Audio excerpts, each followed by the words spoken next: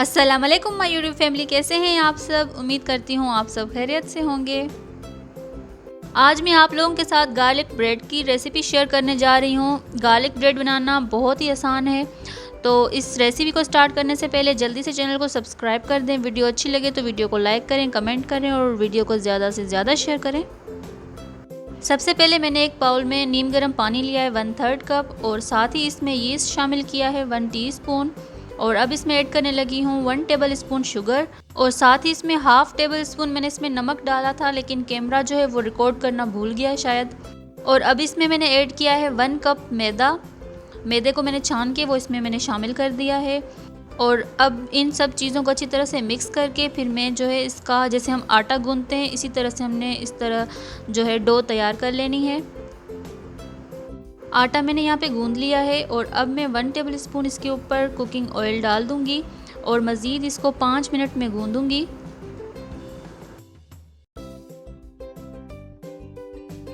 और अब बाउल को हल्का सा ऑयल से ग्रीस कर लूँगी, और हमने जो आटा गूंद के रखा हुआ था वो मैं इसमें रख दूँगी, और हल्का हल्का सा ना इस आटे के ऊपर भी मैं ऑयल लगा दूँगी, और बाउल जो है उसकी साइडों पे भी, क्योंकि ये जो डो है हमारी राइज़ होगी ना तो फिर ये आराम से निकल आएगी। इस वजह से इसको मैं साइडों पे भी ऑयल लगा के अब इसको 1 घंटे के लिए हम लोग कवर करके रख देंगे।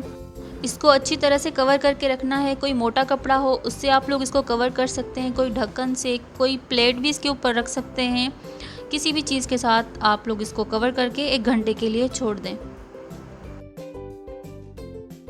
और अब यहाँ पे मैंने एक और बाउल ले लिया है जिसमें मैंने 1/4 कप मेल्टेड बटर डाल दिया है, और साथ ही इसमें मैंने थोड़े से चॉप्ड गार्लिक जो हैं 3 मैंने जवे लिए थे गार्लिक के, उसको मैंने इस तरह से बारीक बारीक चॉप्ड कर लिया है, वो इसमें मैंने डाल दिया है। और साथ ही जो है मैंने कोरिएंडर हरा धनिया लेके उसको भी बारीक से काट के वो भी मैंने इसमें शामिल कर दिया है। तो तकरीबन 2 खाने के चम्मच मैंने ये हरा धनिया लेके उसको काट के वो मैंने इसमें शामिल कर दिया है। अब इसको हमने मिक्स कर लिया है, और ये मिक्स करके अब हम इसको साइड पे रख देंगे। अगर आप लोगों के पास बटर अवेलेबल नहीं है ना, तो आप लोग इसकी जगह कुकिंग ऑयल भी ले सकते हैं। और ये देखें 1 घंटे के बाद हमारी जो डो है वो अच्छी तरह से राइज़ हो चुकी है। तो अब मैं इसको इस तरह से निकाल लूँगी। फिर ये देखें ऑयल लगा के रखा हुआ था तो कितनी आराम से ये डो निकल आई है।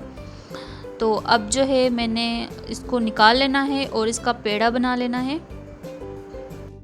तो यहाँ पे मैंने गोल पेड़ा बना लिया है। अब थोड़ा सा मैदा डस्ट करूँगी, और जिस तरह हम रोटी नहीं बनाते इसी तरह से हम लोग इसको बेल लेंगे।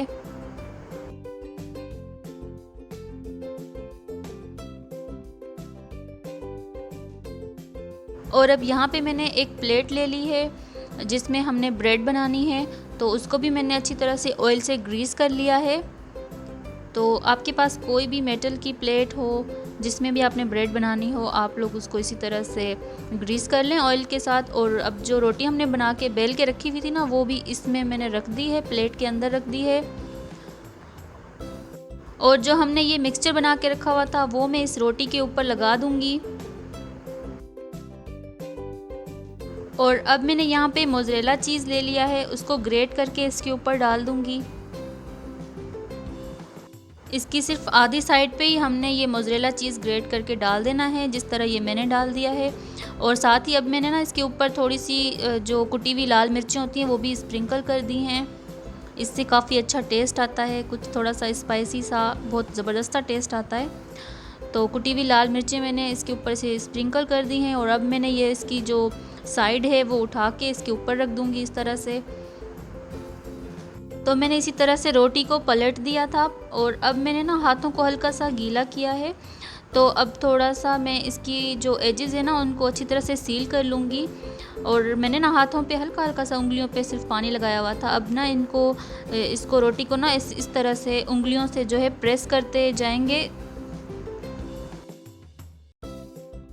और अब मैं ब्रश की हेल्प से इसके ऊपर जो मिक्सचर था वो मैं इसके ऊपर लगा दूँगी।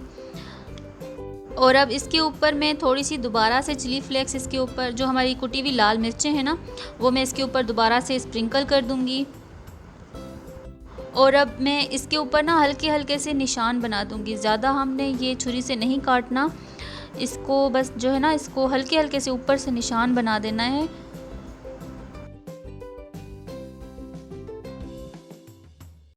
اور یہاں پہ میں نے کڑھائی کو پری ہیٹ ہونے کے لیے رکھا تھا، تقریباً 10 منٹ میں نے اس کو میڈیم فلیم پہ پری ہیٹ ہونے کے لیے رکھا تھا، اور یہ پری ہیٹ ہو چکی ہے کڑھائی۔ اور اب میں نے اس میں جو یہ بریڈ ہے گارلک بریڈ وہ میں نے اس میں رکھ دی ہے، اور اس کو کور کر کے تقریباً 35 سے 45 منٹ تک جو ہے لو فلیم پہ ہم اس کو پکنے کے لیے چھوڑ دیں گے۔ تو لیجئے جی تیار ہے ہماری گارلک بریڈ۔ تو یہ دیکھیں کتنا خوبصورت سا کلر آیا ہوا ہے، ہلکا سا گولڈن کلر آ چکا ہے۔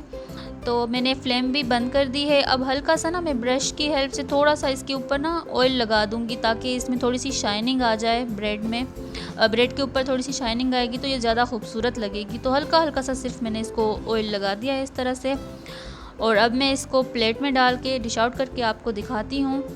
تو لیجئے جی دیکھیں کتنا خوبصورت کلر آیا ہوا ہے، اور آج ہم نے اس کو وداؤٹ اوون بنایا ہے، کڑھائی میں بنایا ہے۔ تو دیکھا آپ نے کتنا کوئک اینڈ ایزی ہم نے یہ گارلک بریڈ بنا کے تیار کی ہے، وہ بھی وداؤٹ اوون۔ آپ لوگ یہ ریسیپی ضرور ٹرائی کیجئے گا اور اس کا فیڈ بیک میرے ساتھ ضرور شیئر کیجئے گا۔ آئی ایم شیور آپ کو یہ بہت پسند آئے گی۔ تو ویڈیو اچھی لگی ہو تو ویڈیو کو لائک اور کمنٹ کرنا بالکل بھی مت بھولیے گا۔ چلیں جی اب مجھے دیجیے اجازت، پھر آؤں گی ایک اور نئی ویڈیو کے ساتھ۔ تب تک اپنا ڈھیر سارا خیال رکھیے گا اور مجھے اپنی دعاؤں میں یاد رکھیے گا۔ اللہ حافظ۔